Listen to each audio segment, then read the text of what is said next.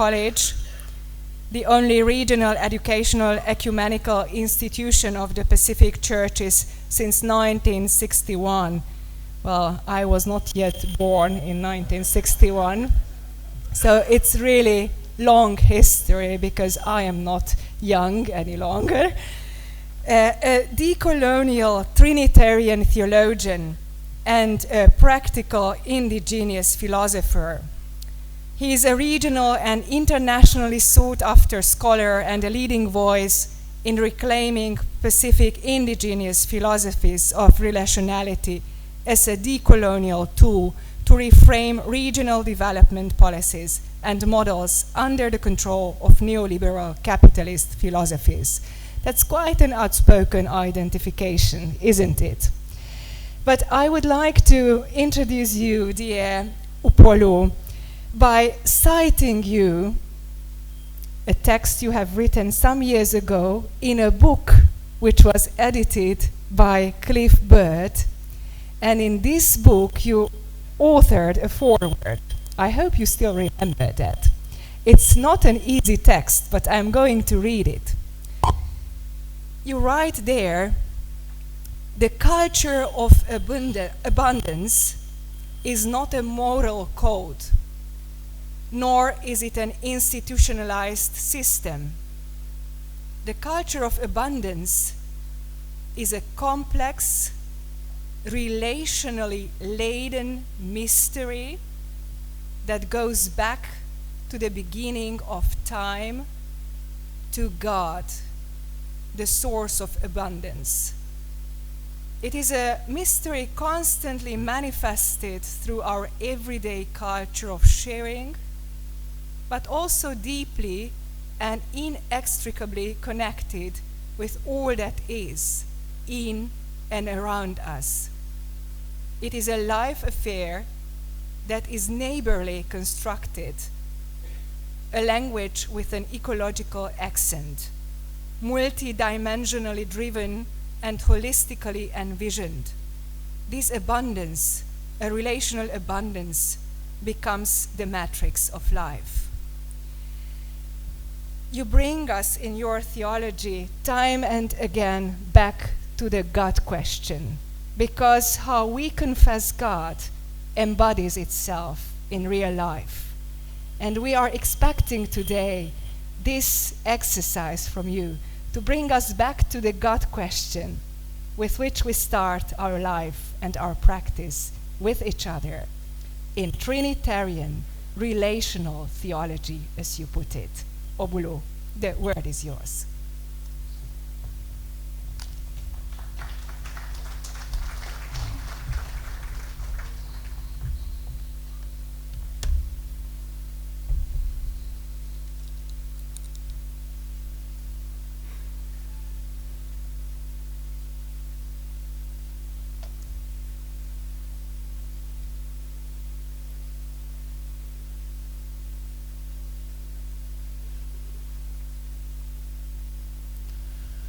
E mua o whaatulou I paia o le atua, le afuanga, le malama mai saua, le matasau, le tufunga poto na foa mea uma.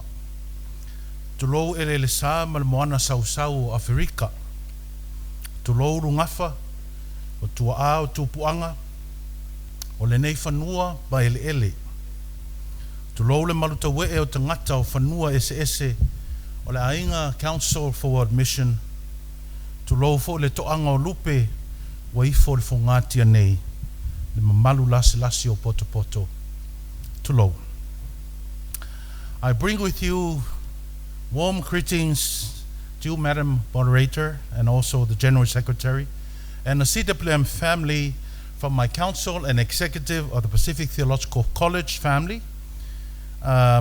This morning, it is of utmost respect and humility that I take this opportunity to thank the CWM leadership, Dr.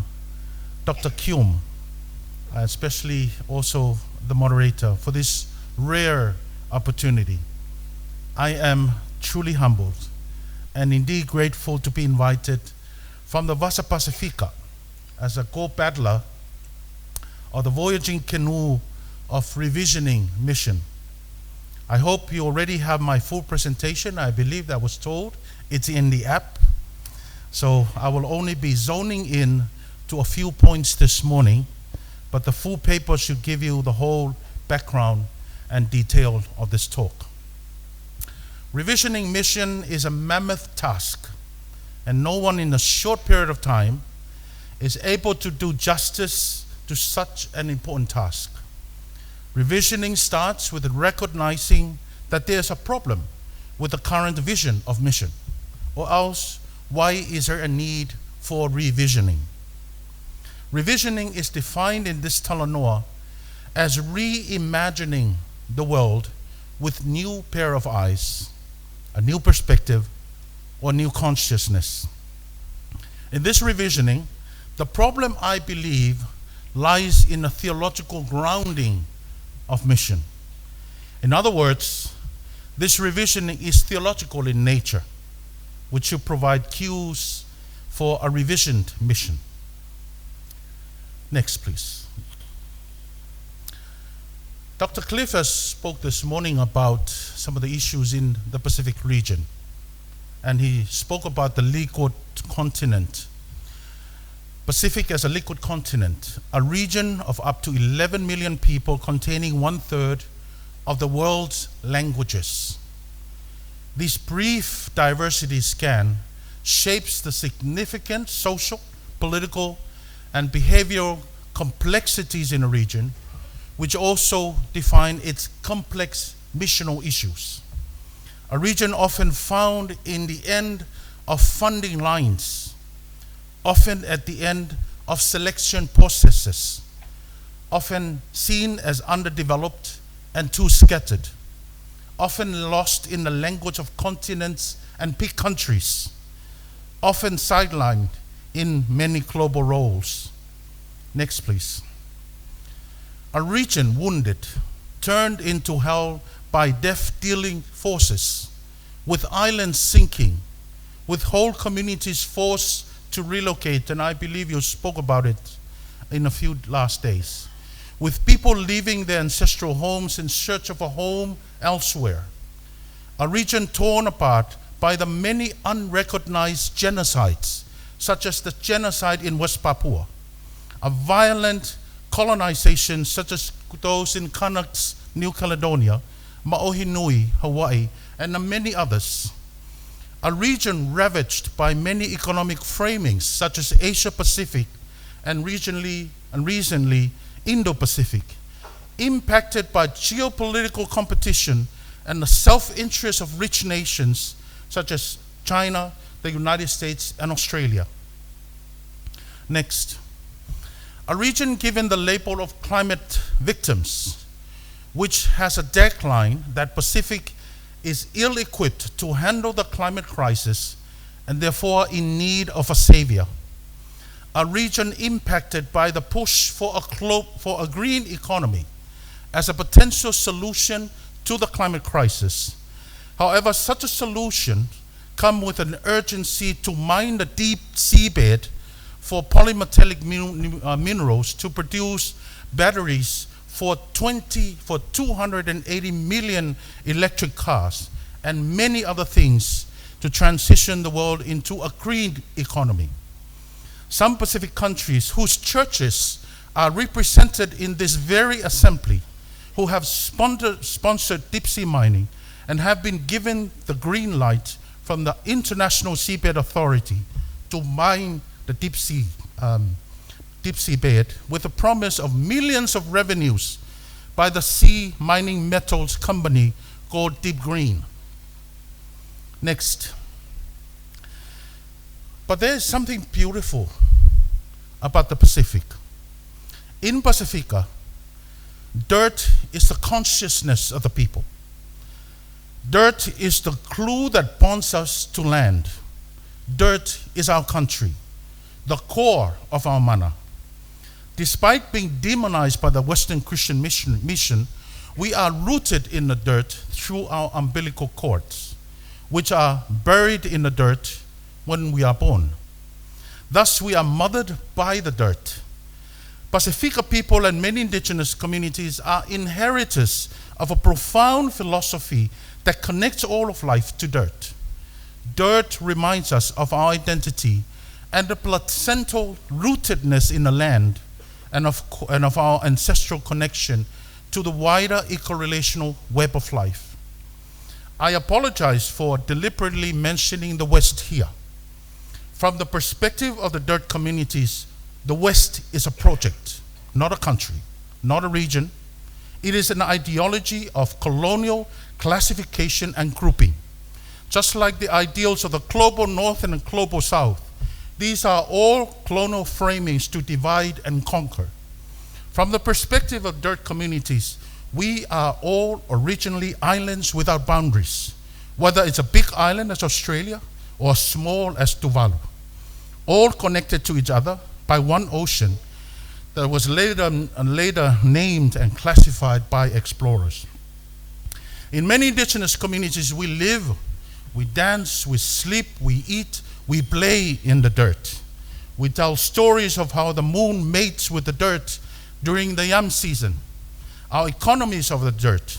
Our ceremonies are deeply connected and linked to the dirt. When we are born, we bury the whanua or the placenta and the umbilical cord in the dirt to remind us of our placental connectedness. Hence, the word for placenta is the same word for land. This deep connection to the dirt allows us to constantly acknowledge our limitedness, our uncertainties, our earthiness that the Bible study talked about this morning. Next. I want to pose a question this morning. Is Missio Dei, the mission of God, still relevant? This is a critical question as our mission today is mainly driven by the Missio Dei theology. It is a question asked by many dirt and indigenous communities. In 2011, in a hermeneutics conference held in Fiji, sponsored by my institution and the Pacific Conference of Churches, the late Pastor Fiama Ragua, the then principal of Talua Theological College of the Presbyterian Church of Vanuatu, offered an alternative and surprising reading of mission. The text he used was John chapter 9, verses 141. The story of the healing of the man born blind. His insights about mission caught my attention. He said that mission should be no longer about sending people. Rather, mission should be about the birth of a new reality from within, not from outside. This means that mission has to be about communities, how communities see the world from the perspectives of their dirtified traditions of wisdom, their ethics and practices, and their cultural protocols that God has already gifted them through Spirit. Next. Fiama's reading of mission clearly contests the long-standing mission theology of Missio Dei that goes back to the second half of the 20th century, especially in the work of Karl Barth, David Bosch, and Leslie Newbegin. This was a theology that depicts God as a missionary God, a sending God, who sends the Son and Spirit, and as a result, sends the church into the world. This theology assumes that mission should be understood to derive from the very nature of God. Therefore, mission has no life of its own. It is derivative of God. While this theology of mission is still relevant to the church today, and I believe it has a place, perhaps what Fiama feared is the fact that the idea of sending still has not moved far enough from William Carey's idea of Great Commission when he introduced it in 1792, based on Matthew 28, 16-20. It was the first time that the idea of the Great Commission was heard, with the focus of converting the heathens, the pagans, and those fated by God, in particular the indigenous and dirt communities. It was also, since then, the idea of the Great Commandment took a back seat. And it was Kenneth Scott Latourette who later framed the idea of sending mission to the heathens as a divine plan. Next. Perhaps Fiamma was concerned with the fact that the Great Commission was not just about the Christianization of the world. It was also the start of what can be called the Great Heathenization of mission. Like any other colonial project, in order for Christian mission to be successful, an ideology has to be created in which the world was seen as predetermined by God, fated and doomed. In such doomed world, God has to be erased from time. As a result, God was engineered so that there is time when God was not, depriving God of God's overarching presence in all cultures long before the sending cultures landed on their shores. There are several consequences to this theology of Missio Dei that I think should be considered seriously if we are revisioning mission. Next, please. First, it is not hard to find the resemblance between this sending idea of Christian mission and the neoliberal development approach. The neoliberal gods of the market came up with a convincing gospel and created transnational corporations as their mission society to take their gospel to the ends of the earth. The corporations then had to engineer an ideology in which local people are fated and underdeveloped, and therefore in need of salvation, which only the gods of the market can offer. The corporations then started ordaining and sending out their missionaries, the white consultants and policy advisors, to expand their religion. These consultants and advisors then started building temples, developing local capacity and training local missionaries through our own governments to assist with converting locals. The governments were then tasked with codifying and translating the gospel, this market gospel, on behalf of the corporations through appropriating our local cultural concepts. In this framework, it doesn't matter if locals are declared independent as long as they continue to believe that they are fated and in need of salvation.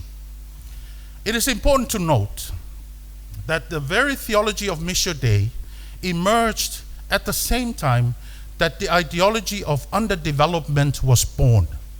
After the World Wars, other worlds outside of the United States of America and Great Britain were deemed by these countries as underdeveloped, and therefore in need of being saved from their undignified and fated state. It was an era launched after President Truman's 1949 presidential acceptance speech with its ideological assumption that other parts of the world are living in conditions approaching misery, and therefore they must be saved, and their economic life is primitive and stagnant. End of quote. Since then, according to Sachs and Esteva, development has meant, and I quote, to escape from the undignified condition called underdevelopment, and catching up was declared to be the historical task. End of quote. Second, Missio Dei has gone not far enough in dealing with difference. Our sense of mission has been for centuries reinforced an inherent racism and violence of binaries, where we normally favor categories such as heaven over earth, a supreme God over suffering God, the Christ of faith over Jesus of history, the center of the margin, white over black, economy over ecology, you name it. In other words, our mission theology today struggles to deal with differences because our mission theology has not moved far beyond from the Western philosophical tradition of competing contradictions. A philosophical tradition that focuses on logical deduction and elimination of the other in order to arrive at the so-called truth. Next. I grew up in a huge extended family of about 30 plus people who all ate from one pot. Because of the both end way of thinking and the whole of life way of thinking, we did not just grow up together, we grew in together. This is a very deep way of living, because we grew up being reminded that we live in multiple, integrated, multidimensional world. The only way to navigate that complex world was to live with our differences. By growing into each other, we were trained that in order to maintain and keep our household, we must constantly navigate and negotiate our differences and contradictions. We live in communities that embrace mutual contradictions rather than competing contradictions, where boundaries between worlds, such as the material and the spiritual, the living and the dying, constantly move and shift to inform one another. For many of us who are shaped by an integrated view of life, the idea of mission from the margins is, of course, elusive. This is because dirt communities don't have centers and margins. We don't divide the public and the private. They only have a complex, integrated household that only flourishes by acknowledging differences. What we use as materials for weaving our mats on land are the same materials we use to create sails for our navigating canoes on the ocean. We don't say we have land, rather we say we are land. We don't have ocean, we are ocean. We don't have relationship, we are relationship. We don't have spirit, we are spirit. Next, please. The problem with mission today is that the conversation around embracing differences and diversity is very shallow, and it is purely based on growing together rather than growing in together. The former treats our differences as a problem to unity. The later treats differences as key to our unity. I am reminded here of a Tongan womb word bora called afato. Afato can live together in one piece of wood, but no afato dares to cut its hole next to the other boras inside, despite the fact that they belong to the same family. Afatoism is a kind of mission focus we see today, in which we can live next to each other, but we cannot live with each other. We can grow up together as long as the other doesn't mess with my belief system and my truths I hold dear. Here, cultural difference is reduced to choices, and intended harmonies are based on superficial avoidance of contradictions. Next. This is why the model of inner breeding, I use this model because I grew up in a farm, and I know the inner breeding as an agricultural model. The model of inner breeding in theological education is unhealthy. When we are directed by one theological vision, at one theological place, with the same theological mentors, without exposure to different cultures and traditions, we are in danger of producing inward-looking pastors and clergies that only know commonly accepted ideas at the expense of differences.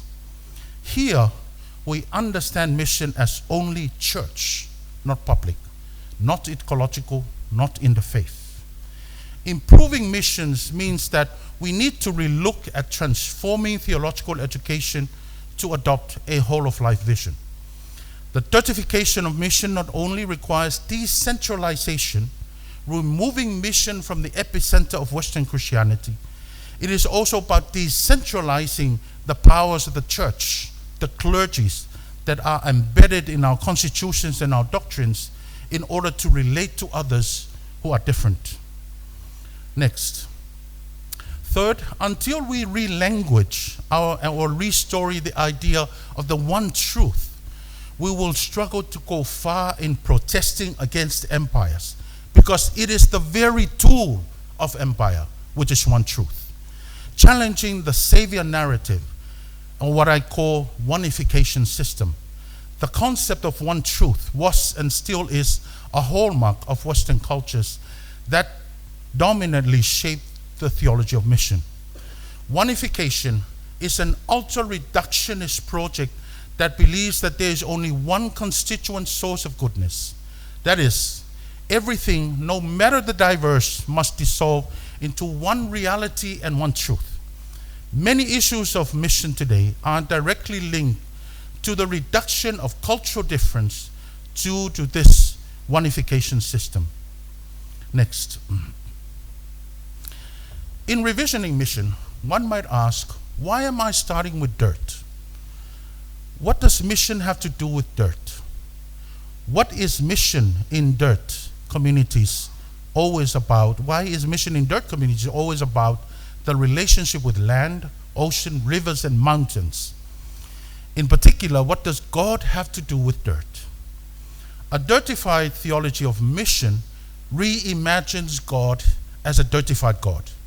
It finds its language in the dirtified movements and dynamics of experiences and struggles of the dirt communities that see dirt as the basis for understanding their struggle, as well as their alternative ways of responding to death-dealing forces.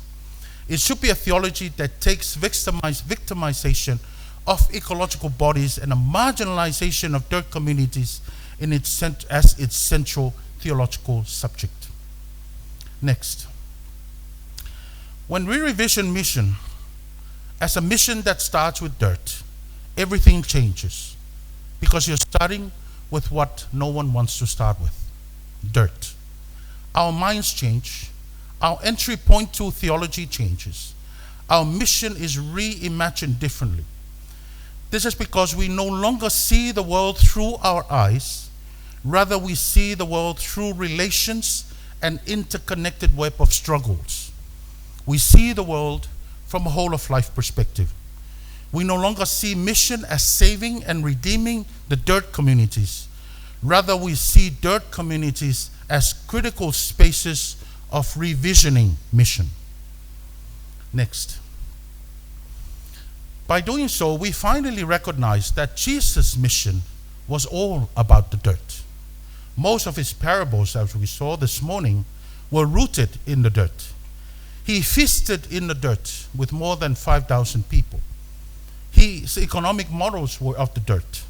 He was killed because he stood up for the dirt communities. His mission was not so much about saving the dirt from its dirtified nature, but rather about adopting and embodying dirt as part of God's liberating mission through Spirit. Next. In other words, dirt theology is grounded in the life of the Trinity. If the Trinity is for us, means the triune ainga, a community of inextricable relationships. And if Jesus Christ is the full representation of this triune ainga, and his incarnation is the full dirtification of this ainga, as he became a person of the dirt, immersed in the depth of our dirtified cultural and ecological experiences and struggles, then it is possible to claim that in Christ, the triune ainga fully proclaimed itself as a dirtified expression of divine community.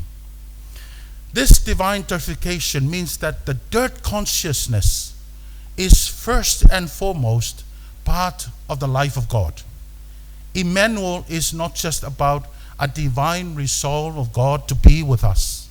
Rather, it is God becoming dirt for us in the very heart of our dirt communities in order to genuinely become dirt for us in the very heart of the divine community. Jesus, on the one hand, through Spirit, embodies the Father's deep, dirtified love for us, and on the other hand, embodies our woundedness to be part of the Father. There is no other divine expression of liberative, dirtified love than that which God became dirt with and for us through Christ in Spirit. Divine dirtified love is also about pause, about rest, or what we call kenosis. Today we rush time, we rush development, we rush decisions, we rush education. Everything revolves around the linear concept of rushing time. And when we rush, we leave many people behind and destroy creation. When we rush, we image the Psalm saying, "Ole ele ele le malia ivai," meaning a land never satisfied of excessive consumption of streams. Rushing violates the relational fabric of dirt communities. Dirtified love requires slowing down to the speed of dirt communities to truly embody and not to leave people behind. The mission of God is therefore not so much about sending God's Son to save a fated world, though this is still important, but about divine dirtified immersion, manifested in our own immersion in the dirtified life of the triune God. In such divine immersion, our mission, the church mission, is to embody God's love to the world. In other words, at the heart of the dirtified theology of mission is not sending, but rather embodiment. The mission of the church should be grounded on this divine dirtified love of the world. We are embodied, we are the embodiment of this dirtified love. Let me conclude with this. Today, our embodiment of this divine love, this dirtified love, is hampered by normalizing conviction that everything must be, first of all, theory. We put actions into theories to understand them. Then we translate these theories back into practice, and we call it applied mission studies. Theories are transferred to print. Print-based theory becomes the primary and legitimate source of knowledge. Such knowledge becomes the primary source, archived in history, owned by centers of mission, and policed by a few academics. This archived knowledge then glorifies the authors and not the communities who own the knowledge, and then say that the quality pursuit of knowledge is achieved only when it is verified by this knowledge. And it is only after we study such knowledge in theory that we apply it in the field, and we call it field work. Today, we are so obsessed with converting practice into theory, embodiment into theory, flesh into word, reality into abstraction in a search for truth, that we miss this triune point, this dirtified point of embodied mission. I conclude, I want to share with you the Pacific churches, what the Pacific churches have been doing to revision mission and to embody God's dirtified love in their own way. Since 2017, the Pacific church leaders reimagined mission insofar as Pacifica is concerned by moving mission away from one that is centered on the unity in the body of Christ to mission that focuses on the Pacifica household of God. The leaders felt that unity is important, but it is still church-centric. This new mission direction means that the Pacifica churches should move mission out of the confines of the churches to have a more holistic focus on the political, economic, ecological issues that affect the household. So the following are from that, there was reweaving the ecological met. Thank you. A project focused on unweaving the destructive strands and reweaving only the story, new strands of development for the sake of the household. Then follows, next slide please. Oh, that's the next slide. Then follows the changing of the story, the CTS initiative in 2018, that was about reframing the current development story through an emphasis on self-determination to develop our own story. Then the Leadership for Justice initiative in 2019 as an initiative aimed to re-educate Pacific leaders about the centrality of justice in our church systems and structures if we are to promote justice to the world. Then the Resilience Education Project began in 2020. Then Pacific Whole of Life Philosophies Program to train policymakers in the region on reframing public and development policies in light of life-affirming and living philosophies and theologies of the dirt communities. In 2025, next year, the Pacifica Churches aim to launch a regional university as the home for its whole-of-life vision, to strengthen the focus of the churches on the whole-of-life mission of the church to critically address the issues of the Pacific household. All of these initiatives reflect the point raised by Fiamma, namely that mission should be a new reality born from within, an embodiment of God from within, a mission that is able to navigate and negotiate in faith and in trust the multiple options already available before us as tools of liberation that are affordable and life-affirming. Soifua.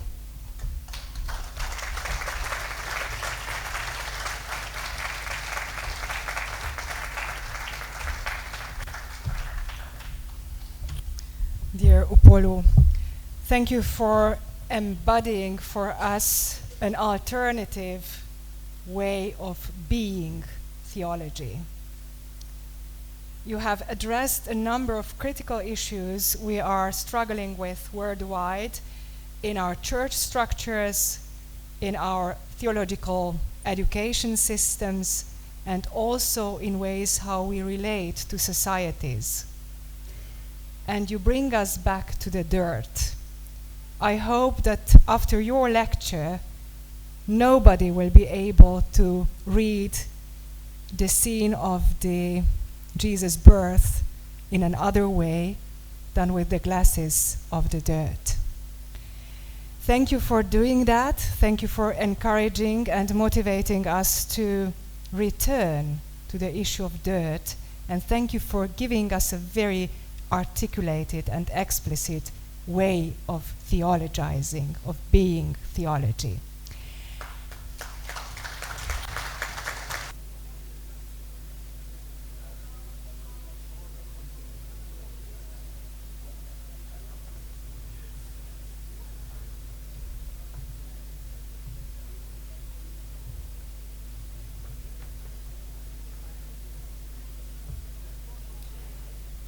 Dear colleagues, would you be so kind and return to the plenary? It's so good to see that there is a lot of discussion around the tables. That means that there is much to be discussed. But we have also learned a rather important word for being theology, and that's the word pause. Pause.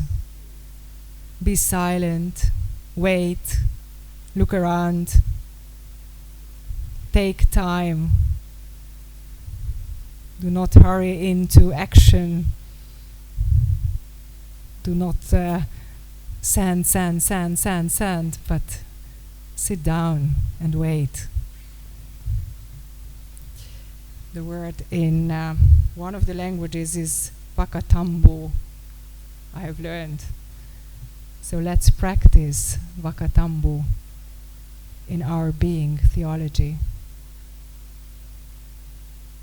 And let's have some time also for talking to each other.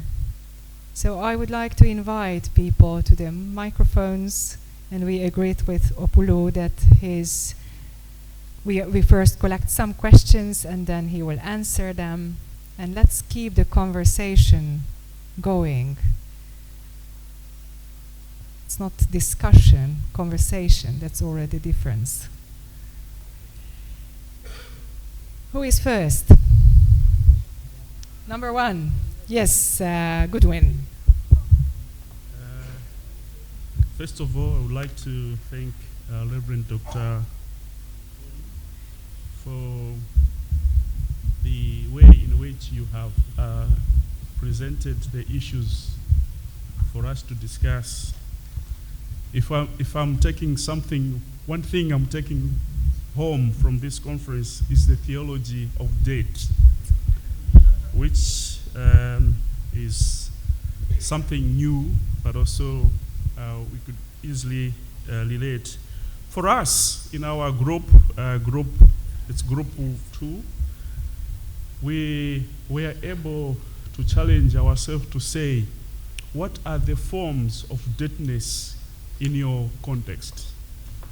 And everyone was able to relate to the forms of deadness. And then we were asking ourselves, do our churches identify with the deadness in their location? Then we will say, no, our churches are good at cleaning the deadness. They don't want to be identified with the deadness, but the churches are good at cleaning, because churches would like to portray a good, a nice image in our context. But then we were discussing that some of the forms of the deadness could be the caste system in other parts of the world, the issues of blackness and whiteness, issues of gender, literacy versus illiteracy, or all forms of vulnerability. Yesterday, our group, I was in bus number 1. We were supposed to go to healing of memories, and then the program changed, and then instead we went to Bobe Bear. And we were, I think for me, it was God's plan not to go to the healing of memories, but to go to Bobe Bear, because that's where we also identify with a certain form of deadness. And it made our group to cry. And Pastor Warren was able to say, is there something that we can do now? And then we were able to contribute a little something in order to address the issues that we faced yesterday. For me, that was identify with deadness. So the question I can pose to you is to say, how can our churches be empowered to live with deadness? Thank you. Thank you. We continue with Mike 1, because I have a sense of feeling unjust in relationship to the Bible study. So, Anne, please continue. No problem at all. Thank you for that wonderful exposition. Our question relates to starting in the dirt without everybody in the dirt with us. There's so many situations where our churches exclude people like women or LGBT, and if they are not in the dirt with us as starting in the work, how do we address that? Shall we take one more question? Would you like to? Would you be so kind and clarify the question once again? Yeah, if it's the theology of being in the dirt and starting in the dirt, and sometimes we exclude people.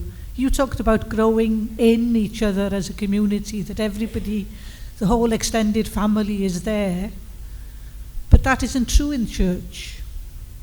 So often the women are excluded from being ordained and other groups are excluded. So how do we start from a place where everybody feels they belong? Is that clear? Okay. Good. Number 3. Thanks ever so much. I speak on behalf of Table 13, and we are ever so grateful for the wonderful presentation we had, and you've opened a window indeed and to a vast panorama that's in a scene that's totally new to us. We really appreciate it. Now you brought to mind the fact that life is here, and that salvation is to do with feet as much as it is with head and heart. How would you then respond to the CWM theme of rising to life? Wouldn't it be more appropriate perhaps now, in the light of your presentation, that we think of rising with life? And then you've introduced us to a radical new theology today. How do you think this is going to be received in the theological world in general? Mhm. Thanks very much. Is it clear? Good. We will go to a second round after Opulu response. So we will start with 4 then.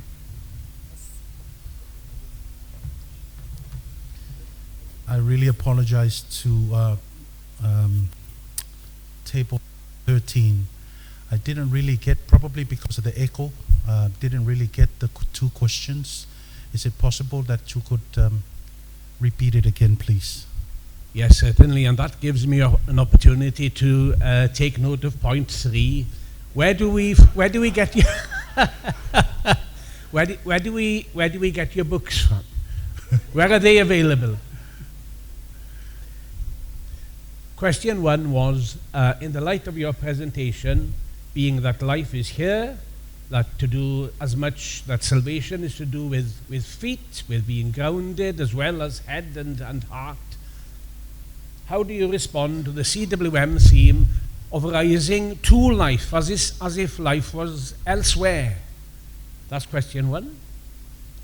And question 2, being that you've introduced us to a radical new theology today, how do you think this is going to be received in the theological world in general? Thank you very much. All right. Thanks. So I think I'll start with that question. Thank you very much for that. I didn't touch this, but it's in a paper of how I believe that if you read the paper, then we live in dirt time. We are born of dirt and also die of dirt. And if you read Job, the book of Job, it's clear in the book of Job, the idea of naked dirt. Hebrew theologians would correct that, but the whole idea is naked dirt. We come from with nothing, and we return with nothing, naked dirt. So we live in that dirt time. And actually, it is the role of spirit. Sorry, I don't use the when it comes to spirit or the land. I don't use articles. I use spirit or land without articles, because we don't refer to them as the something, a thing. We refer to spirit as spirit of God. And it is the role of spirit that will actually guide us within that time, and life flourishing within that time. So rising to life, it's part of that dirt time that we all, and spirit has the role of animating life and rising to life. But let me also say this, because the idea of pause that I talked about is very important to this. In life, in a dirtified life, communities, there is an idea of expansion and contraction, of rising and also lowering, of pause but also acting. That very idea is explicit in the Bible through the Sabbath, the idea of pause and rest, because it is the only way to regenerate creation and regenerate life and rise to life. It starts with pause. It starts with rest. So that's the first question. And I believe the second question, I don't know the answer to this. There will be critical conversations on the critique of Misho Day from my perspective and my presentation this morning, which I really welcome those critique as well. So thank you. For the second group questions, you have in your table, experts on gender, or how to respond to that question of exclusion of women in churches. And I speak with all due respect to also my church, who also exclude women from ordination. But the idea is that how can we work together in ideas that we, and the point that was raised by the presentation this morning is growing in together through our contradictions and differences. And I think the churches, some of the churches have done well with that. Some of the churches did not and still do not really do well with that. So it comes back to our systems, it comes back to our theologies that underpin those systems, whether theologies allow us to grow into each other or allow us just to grow up rather than growing in. And the first question, how can the churches be with dirtness? Was that the first question? My proposal today is not a theology in the sense of doing theology. I live in the dirt. Most of us have something to do with the dirt. We plant in the dirt, we fish. Everything that we do is about the dirt. Economy is dirt. So theology is a way of being. Dirtified theology is not something that is studied in theological colleges because it is a way of being. And if we focus on this dirtified way of being, then it transforms rather than a theology that is learned. It is a theology that is a being, that is about us, that we live every day, where God is part of that. Thank you. Thank you so much. Yes.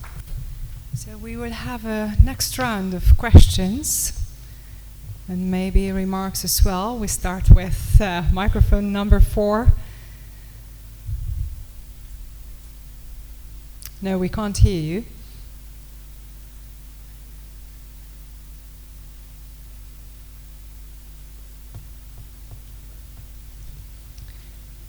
Why don't we then start with number 1 and then return to you? Apologies for that. Yes.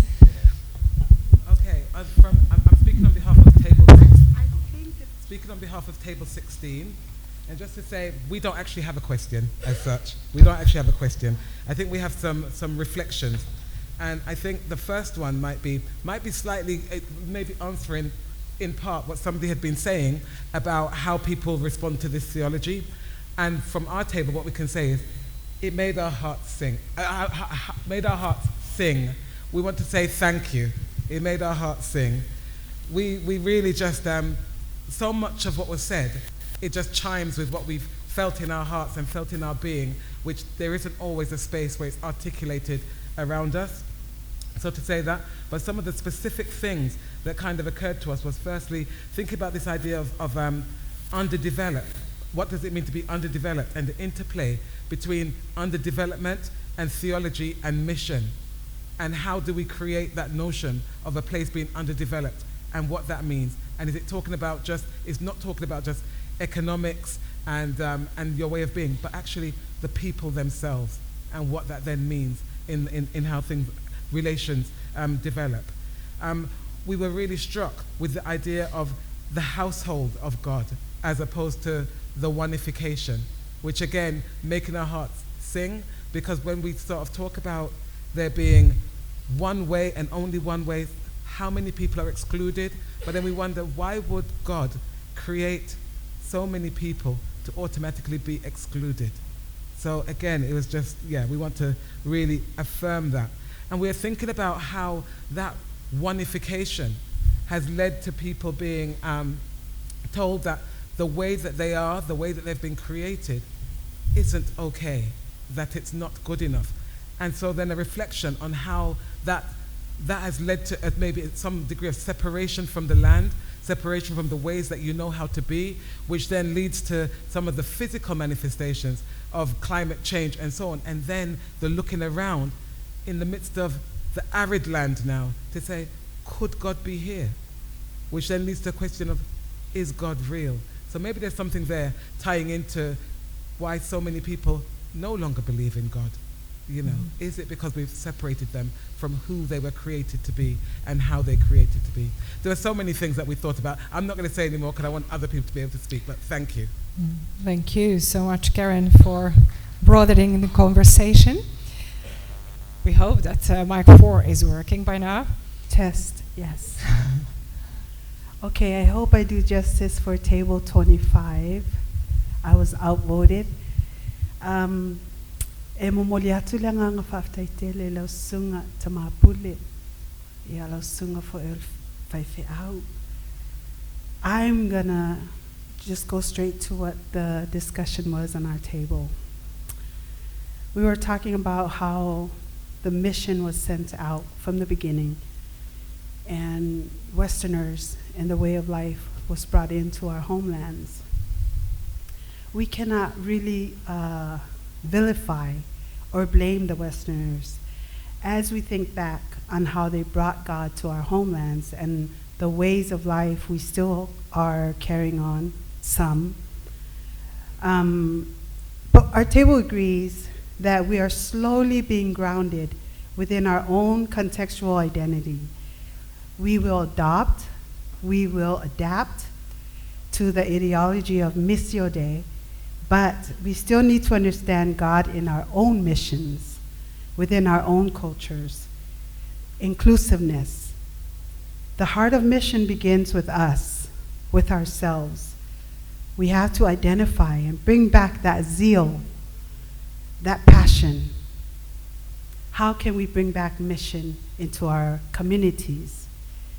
And as Dr. Va'ai mentioned, we have to pause, and that's what we say. We have to revive, we have to renew. There's another word that starts with R, replenish, and go forth. You know, we have to take everything into its contextuality and go from there within our own missions, within our own countries, our own land. Thank you. Thank you so much. We're going to go to microphone 3 and then 2, and then go back to the speaker, so I'm sorry for that. Thank you, moderator, for this session. The table has asked me, table 7, to first of all give our gratitude to Dr. Vai for presenting us a deeply insightful, refreshing, and hopeful presentation. In fact, we thought that both the presenter, Dr. Vai, and the presentation, in a sense, was revisionist in that regard. But we agreed at the table that we saw in that presentation, or we heard in that presentation, a call for us to start at or from the right place. In a sense, God's place, the dirt, our respective contexts. And he cautions, we heard that caution, with regard to the place where we start. In our parts of the world, we would say putting the cart before the horse. That is, theorizing to set or to determine praxis, rather than allowing praxis to determine how we conceptualize mission, the work we are called to do. And we concluded that, and we agreed there, that it is the praxis, how we live, where we live, the things we do every day as we have that sense of God and what God is calling us to do, that must determine how we re-envision mission in our world today, beginning at the place where God has placed us. And we call to memory, say, Genesis 2:15, a responsibility we have to ensure that the mission we practice is of God. That is, that will bring life in its fullness to all of God's people. Thank you, moderator. Thank you. Thank you. Last but not least. Hello. 1, 2. Mic number 2. Test. Hello. Hello. Thank you. I guess one of the key points from our table would be to express a thanks, similar to the group over there, and an encouragement, and that this has been as a very real experience. For 50% of our table was from Pacifica, and we agree.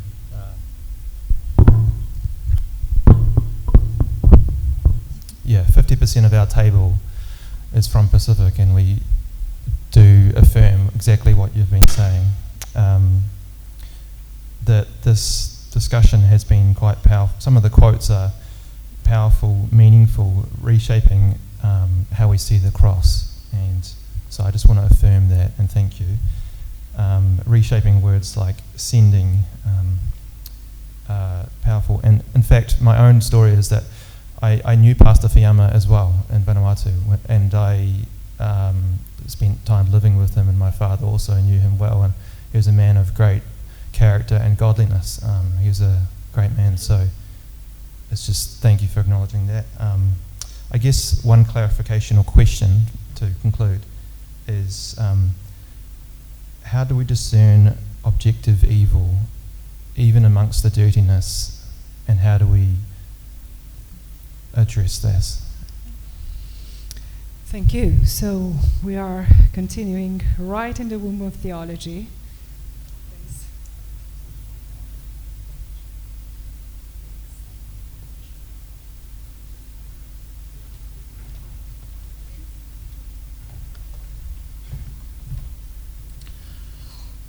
I believe that there is only one question that I have to address, and that's a question of objective evil, which is a very important question, because it comes back to the way we perceive life. Anything that is not life-affirming is objective evil. Anything that is not life-affirming in the communities, whether it's about women, whether it's about cutting trees, whether it's about fishing, anything that destroys the life of the dirt communities in favor of one person and in the abundance of one organization, one person, is not only objective evil, but also structural evil, in which we have to, so again, we have to look at the systems again. Any context, even the dirt, has evil present in everywhere. So I think theologians will be able to answer that question more and more. But just a short question, just a short answer. Life is at the heart of relationality, is at the heart of the triune God, and it's the heart of the dirtified theology. Anything that destroys life is evil. And thank you for the affirmations. I would like to refer to one of the comment that would say that the Western Christianity brought God to the Pacific. I would like to challenge that. One of our theologians, former student of my institution, who wrote an article that God was not carried in the suitcases of the missionaries. God was already present in the dirt communities before any missionary would arrive. And that's why it's very important to reclaim the idea of the overarching presence of God in our cultures. Because when we don't claim that overarching presence of God, then there would be a time where God was not, which is engineered by theologians and engineered by the development world, where God was absent somehow, sometimes to some people, while present with some people. But the overarching presence of God means that God was already with our cultures, was already with our people, shining the light through the Spirit. Thank you very much. Rise now.